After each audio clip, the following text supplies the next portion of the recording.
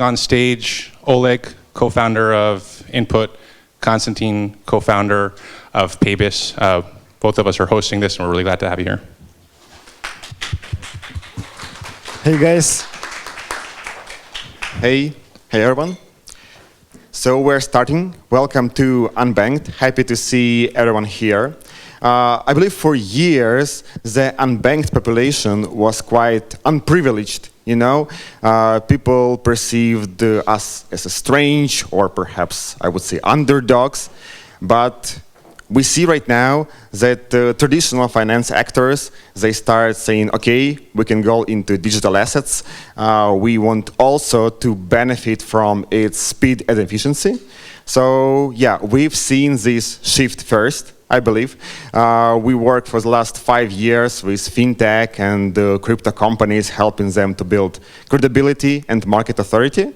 And we know that them and their founders are ready to become more connected, like crypto founders become more connected with institutional finances and fintech, and the opposite. So what we're doing today we aim to connect these both worlds to build better structure, build a better system, and just to understand, okay, here is the clarity, how we can cooperate, how we can grow together.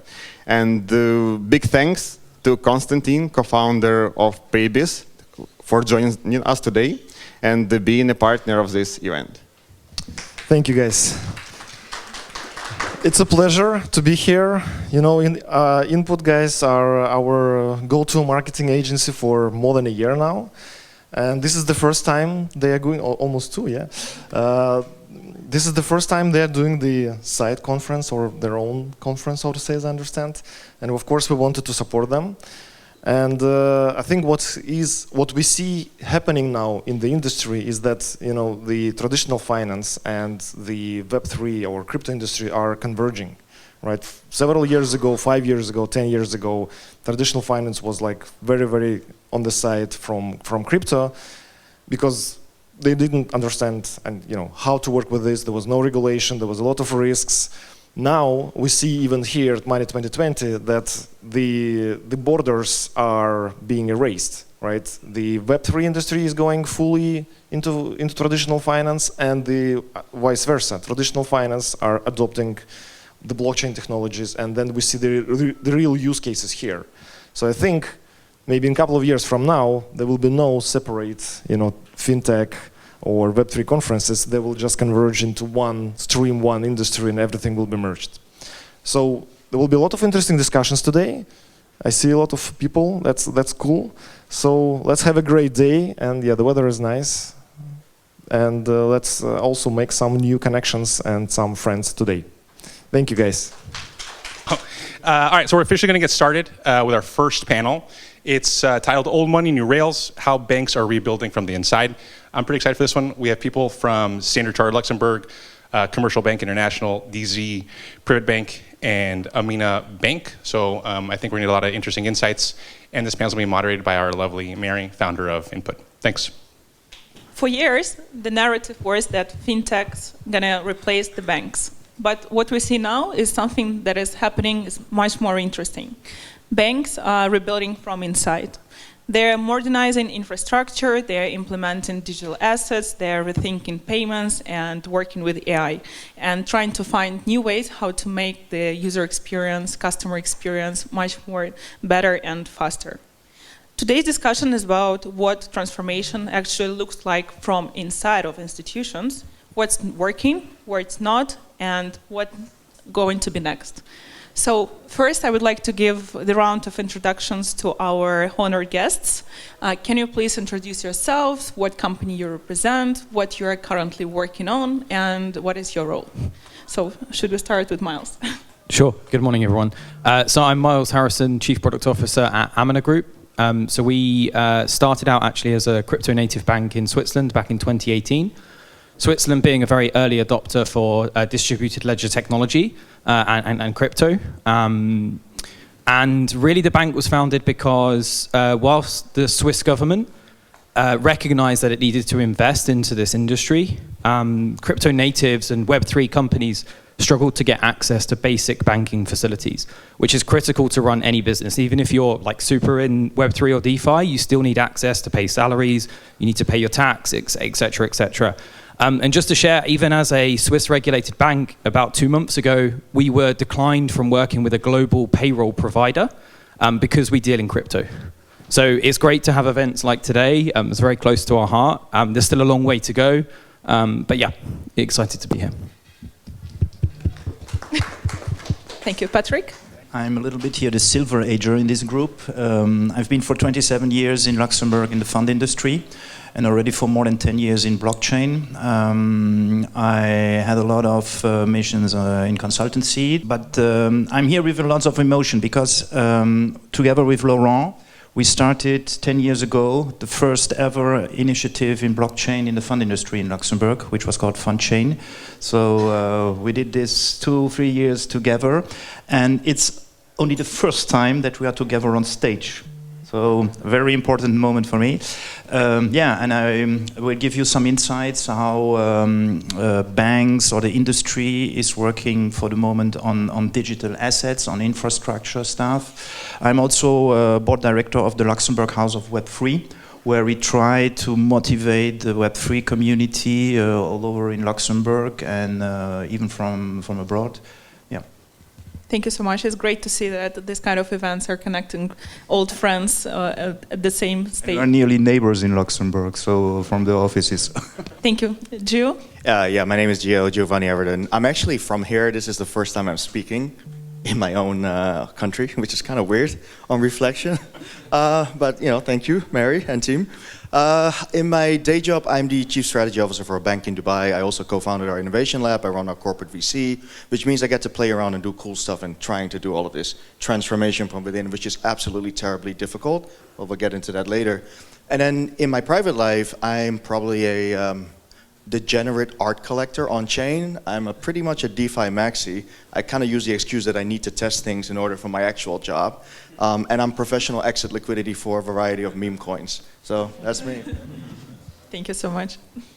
So good morning to all of you. I'm Laurent Marochini. I hope you will enjoy my French accent. I'm the Chief Executive Officer of Chartered. So it's a systemic bank present in 54 countries, doing a lot of business in Asia, Middle East, and in Europe. I'm located in Luxembourg. I'm the MICA location, so I cover the full Europe for the MICA location when it comes to the digital asset custody, where we offer the digital asset custody of 5 crypto for the moment. We have some expansion to do in the future, as we recently bought Zodiac Custody. And in addition to my, so we have a common point because I'm working since 27 years too in finance, and I'm also chairman of the Banking Association for the working group DLT and digital asset. I'm also part of different board association, mainly in Luxembourg, teacher, and okay, so this is about me and Chartered. Thank you so much. So we have a great mixture of representatives from traditional banks, new banks, and art collectors here on the stage. Thank you, guys. So I'm gonna start with like individual questions to all of you, and then we're gonna go to like more general. So Patrick, I have a question to you. Traditional banks have spent billions of modernizing initiatives.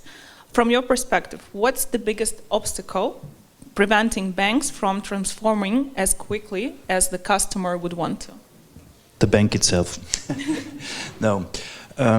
You are right with the investments of banks of the last decade and more, due mostly to regulation as well. So, as you understood from my introduction that I'm 10 years already in blockchain, I'm really an advocate of the blockchain technology. I'm a passionate guy.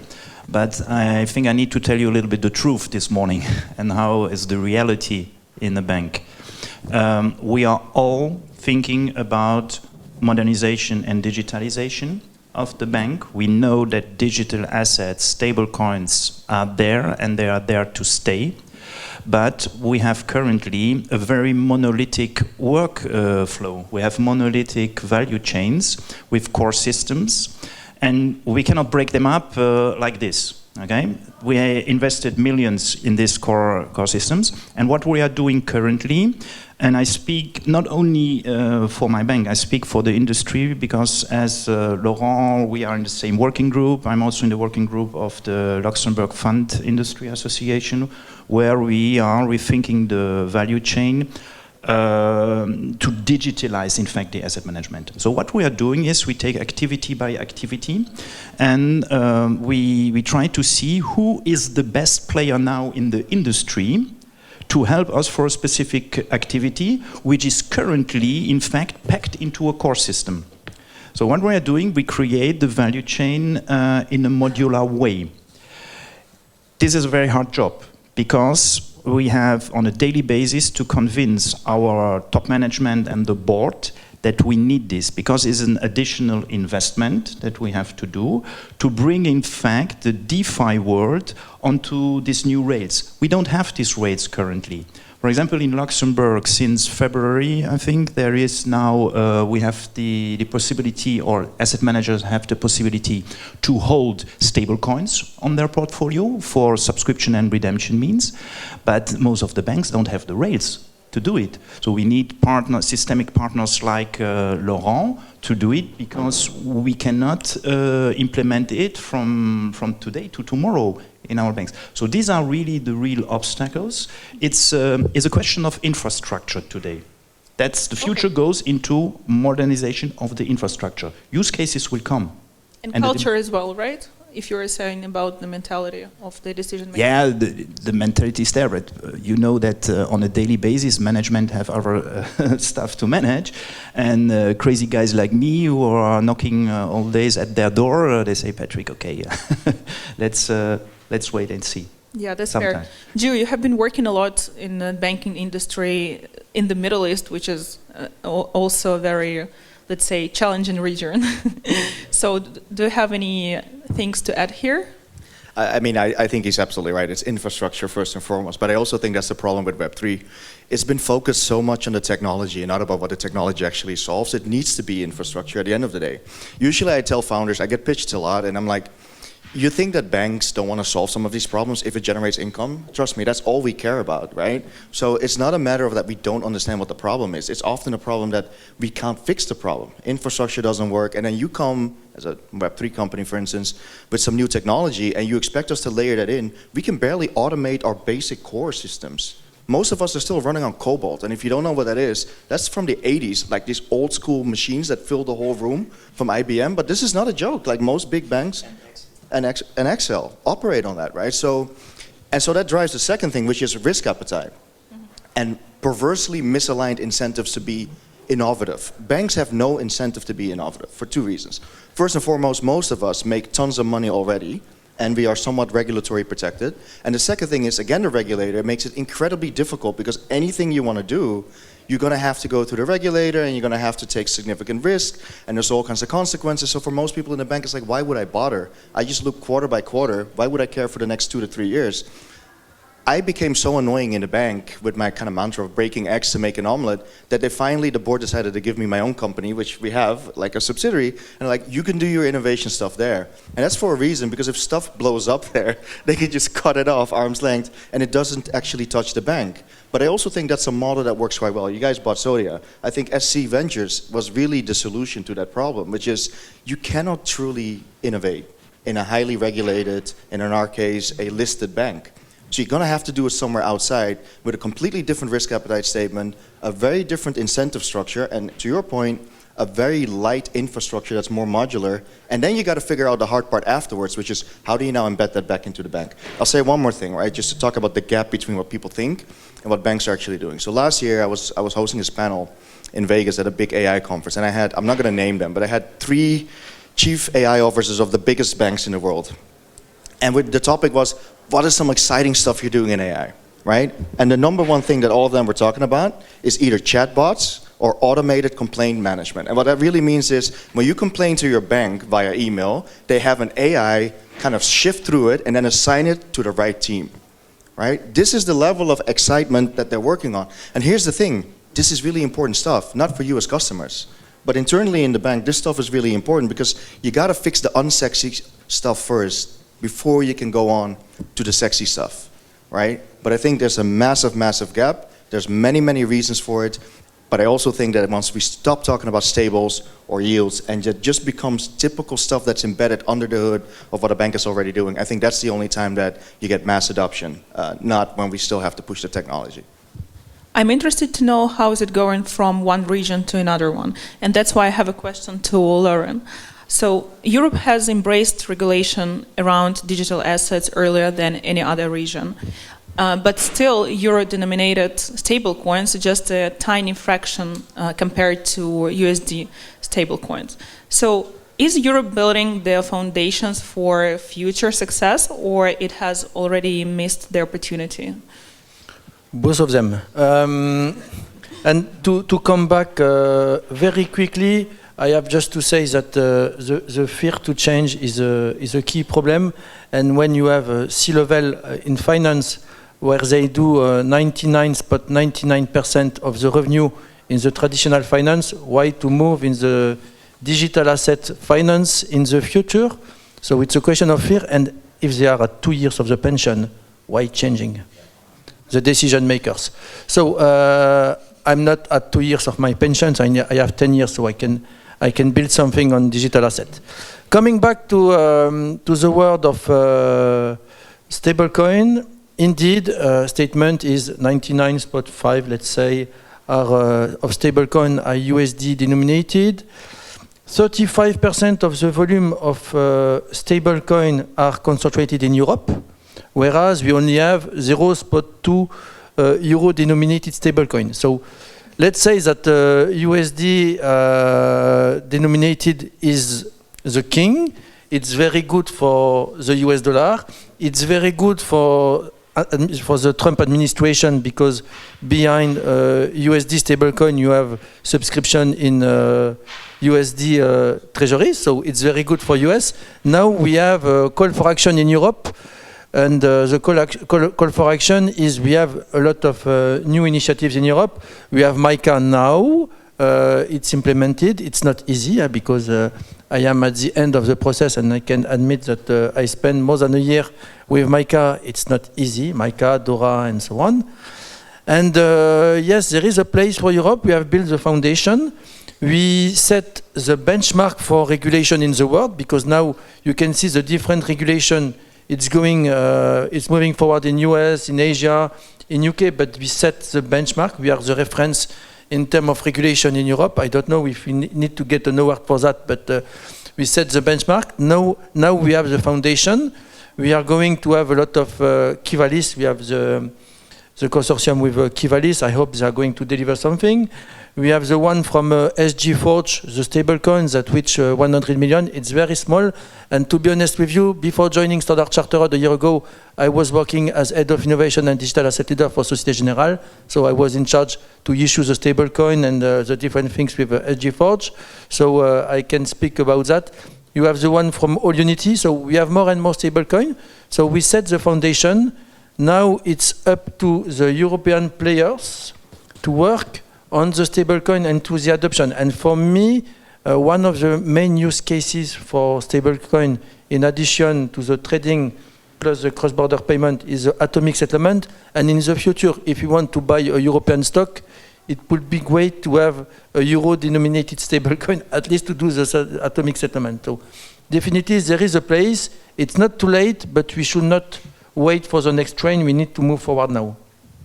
Patrick, what is your take? Yeah, I just want to jump in there a little bit to advocate also for the stablecoin. Because why changing something that is working? We have settlement rates that work, okay, in the traditional world. The problem with the stablecoin is the marketing of the stablecoin, because stablecoin is still in the space of crypto, which is not the case. And really, this is a topic close to my heart. I have an article series on that on LinkedIn together with Cristina Hernando. And we put, in fact, the stablecoin into the money supply space. It's an M1 money supply stablecoin. So what we are doing there is we put the euro that we have already digitalized because we don't need to wait for the digital euro. Our euro is already digitalized to 90%. But we need to put it on another rail, which goes on-chain. Otherwise, we can talk about whatever use case on tokenization. If the use case on tokenization needs to use a SEPA payment, it will never fly. So the stablecoin needs to step up into another level and to become on-chain. Then it will be the perfect use case. Myles, I have a question to you. So, AMINA sits at the intersection of traditional finance and digital assets. Looking ahead, do you believe digital assets will become just another product of the banking system, or they will fundamentally reshape the industry? I think digital asset products will just become the norm at most banking institutions in the future. I don't think we'll see them as digital assets. They'll just be another product, right? And when you go in, log into your online or mobile banking, you'll see like stable coins alongside fiat, right? And there won't be this sort of discrepancy between the two. But I think what we need to separate here is the product versus the infrastructure piece, right? And also something we come across quite regularly is the concept of DeFi. If you line up the world's leading banks, I guarantee you they will all give you a different definition of DeFi. And it means different things at the moment to different people. And so really what we're looking at here is that we're seeing a fundamental shift within financial services right now, a technological shift. The very fabric, I think, Patrick's touched on it a bit. We're seeing cross-border payment movement. We're seeing distribution at scale with the likes of Visa and MasterCard coming in. We now have regulatory clarity in most major jurisdictions. So I think, we will see digital asset products becoming the norm. But really, actually, what we're kind of most excited about is what's going on underneath. And what do you think the biggest misconceptions that traditional banks still have about digital assets, according to your experience? That it's for criminals. I think it's still She said misconception. I'm joking. And you guys agree? We often have conversations as well. I think that the full benefits are not well understood. That actually, for transaction monitoring and visibility, there's an awful lot more that you can see on chain versus what you can see in existing financial services, right? It's actually a lot harder for some people to hide or to wash cash through the system. So I think we're kind of like picking and choosing which rhetoric we want to listen to, and sort of self-fulfilling that in our heads sometimes. That's what I would say. I think that I met more than 500 C-level people within my last 10 years as head of innovation of Société Générale, and I have made the first use case in 2014, first investment in R3, for example, where I had to convince the CEO of Société Générale, and a huge amount of C-level, and definitely yes, criminality, it's used for bad purpose, and I remember I have decided to launch a crypto custody in 2017 for Société Générale. So I had a meeting with all the C-level of Société Générale with my business plan. And it was the day after Jimmy Dimon said, Bitcoin is a fraud. And the day after I was okay with my PowerPoint, with the C-level of Société Générale. I said, Laurent, stop, Bitcoin is a fraud. We will not go to the...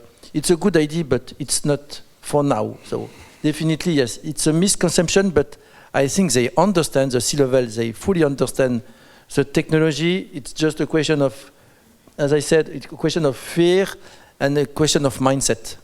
And what happens when something goes wrong, right? That's often in banks what we ask ourselves at exec and board level is what happens when something goes wrong?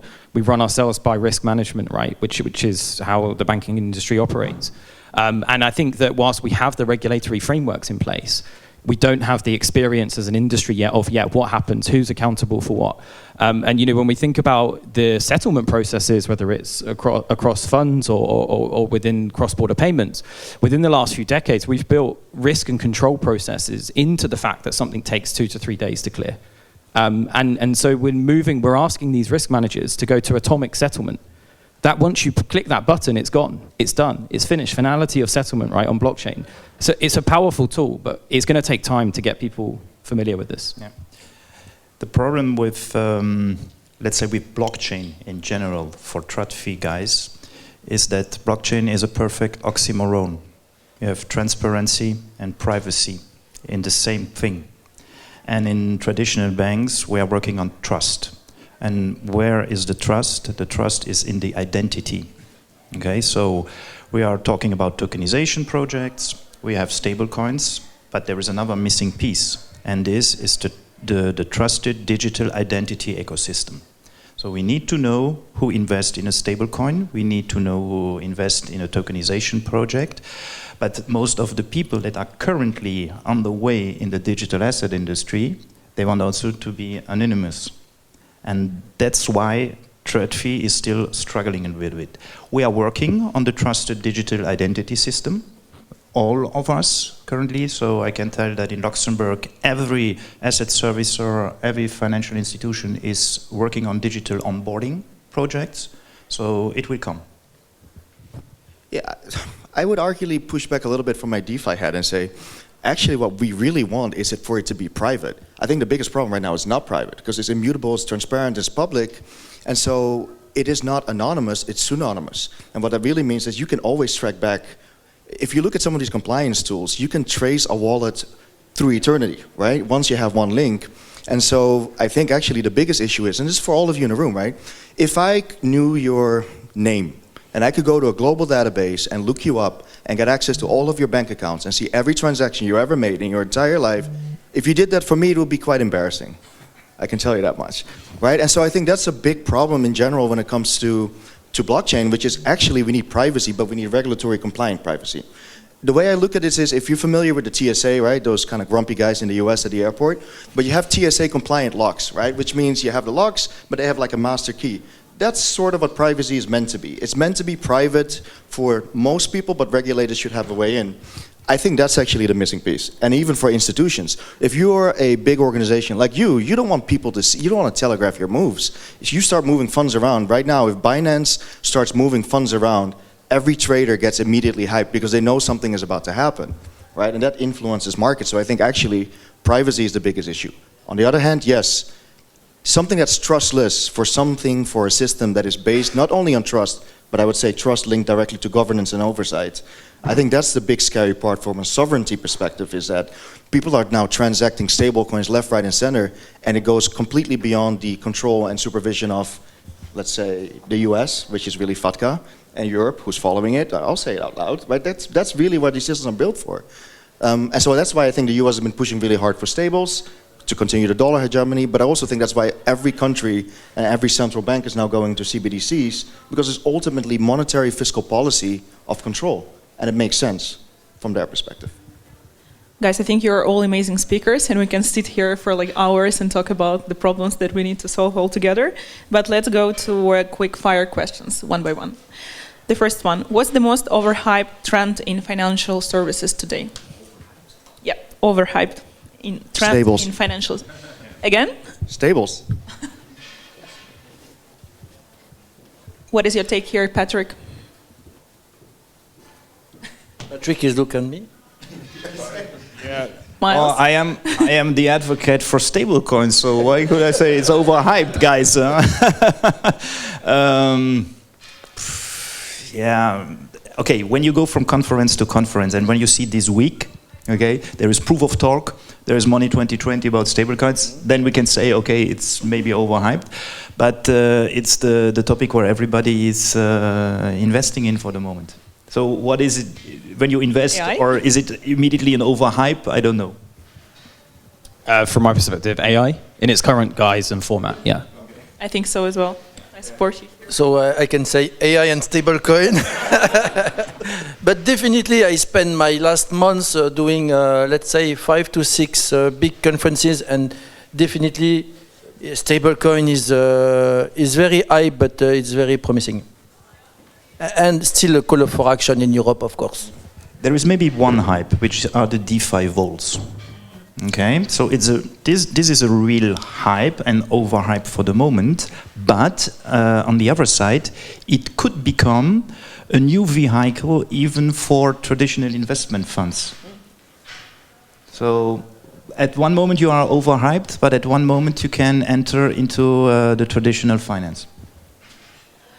Let's balance that. So what do you think is the most underestimated opportunities that bankers should pay attention to right now? DeFi vaults.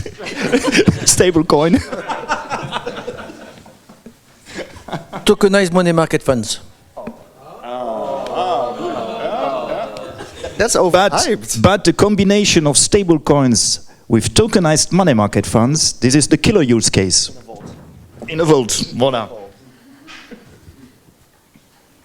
AI. You're the last one. AI. AI. No, I would say like unlocking liquidity. I think that's massively underappreciated what that can do across major markets, but also emerging markets.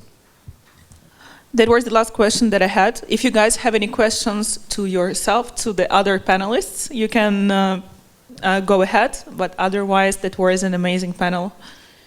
No questions? You were an amazing moderator. Thank you so much. Maybe some questions from the audience, if you have. Yes, please. Oh, okay. Yeah, since we touched on stablecoins and if we're in that hype, but I was wondering because I'm from Poland and we do not have euro, we have zloty.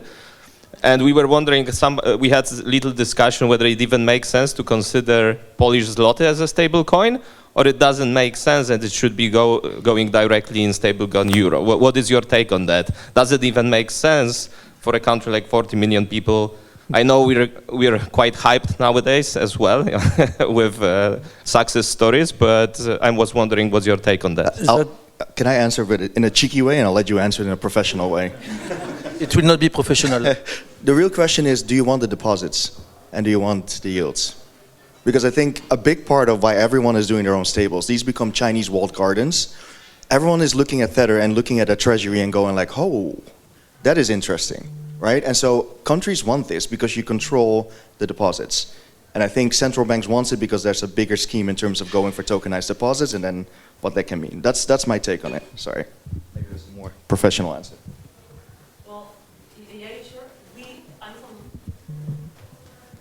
I cannot fully answer, but we're from Quantos and we actually issued a Polish zloty stablecoin.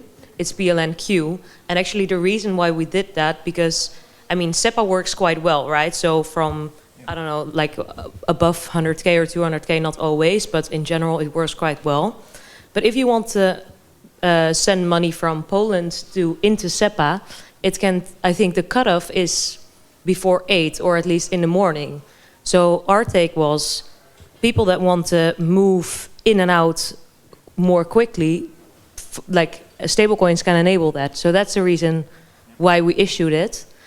And we issued it literally 2 weeks ago, so it's not crazy yet. But and also it's also more like not an experiment. There was demand for it, but we have to see how much adoption there will be. But I think in general, I think the European currencies that we have that are not euro, their stablecoins can be big. And in the end, a lot of things, also we're working with Brazil as well. Brazilian real goes to USD and then to euro. If we can make the European stablecoin liquidity way better, we don't have to go through USD anymore. I think that would be a super good use case, but totally agree with you that it depends also on liquidity. We need to make that deeper before we can actually do that.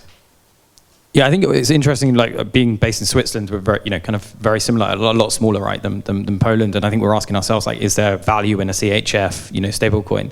But I think what's more interesting is kind of zooming out a little bit, the conversation, blockchain is inherently borderless.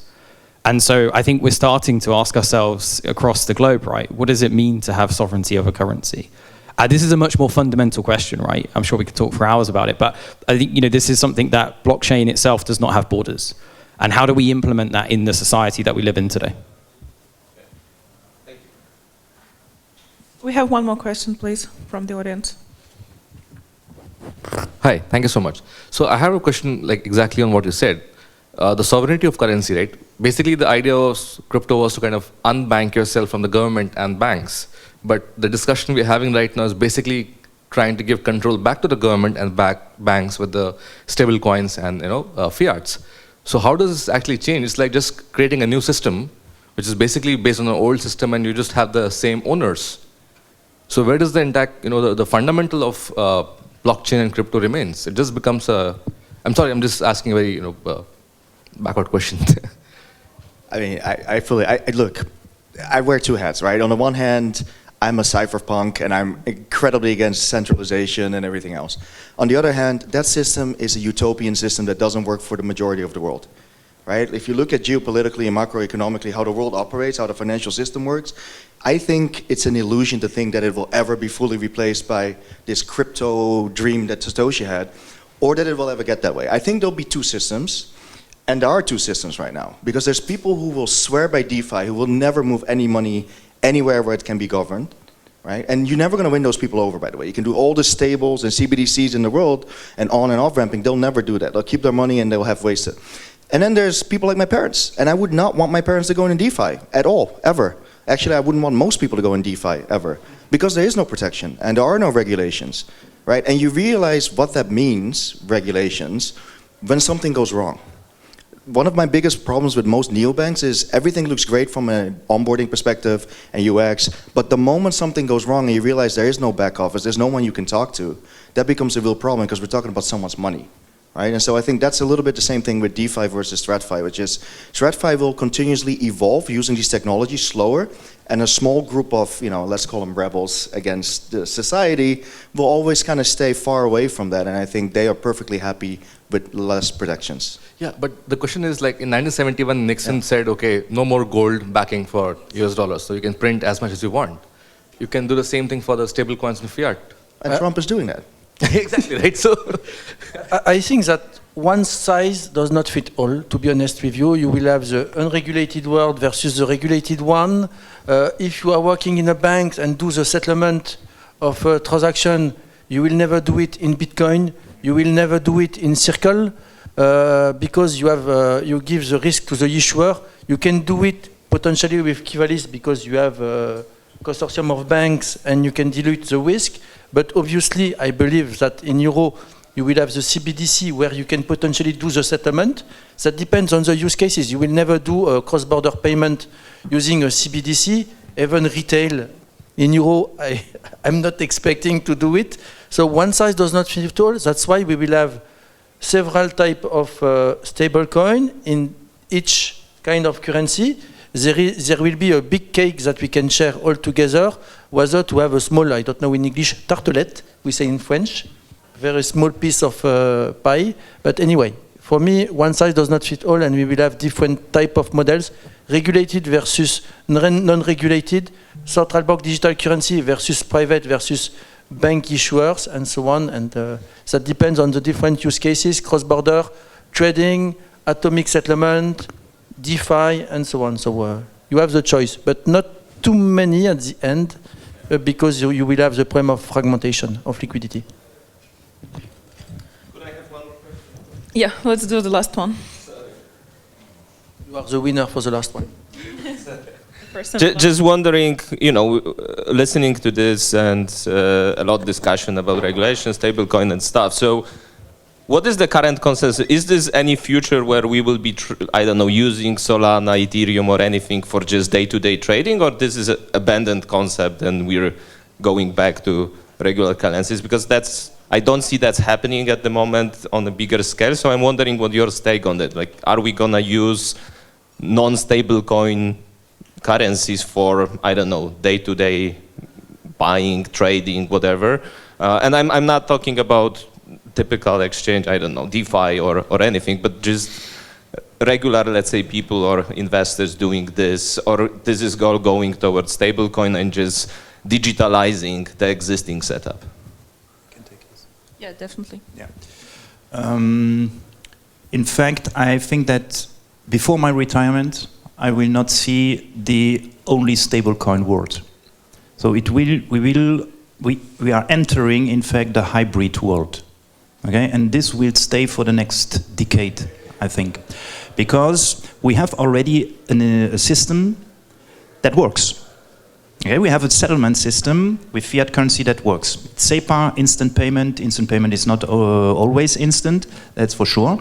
But traditional finance cannot ignore what the unbanked world has developed so far. So they say, okay, we will implement it, and we create this upper layer, which is on a digital, I call it the institutional grade digital custody layer. We put the stablecoins on that, and we can make them run 24/7.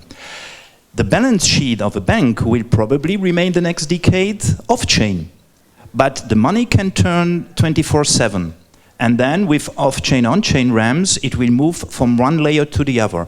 And my vision is that the institutional grade custody layer will become, in fact, the golden truth of everything that goes to the regulator. Digital identities will be on there, the tokenization transactions will be there, and this world, as a hybrid world, will turn 24/7. Did we answer your question? More or less? Okay. Thank you so much. That was a very interesting discussion. Thank you for coming. And yeah, to starting with such a high benchmark of the discussions.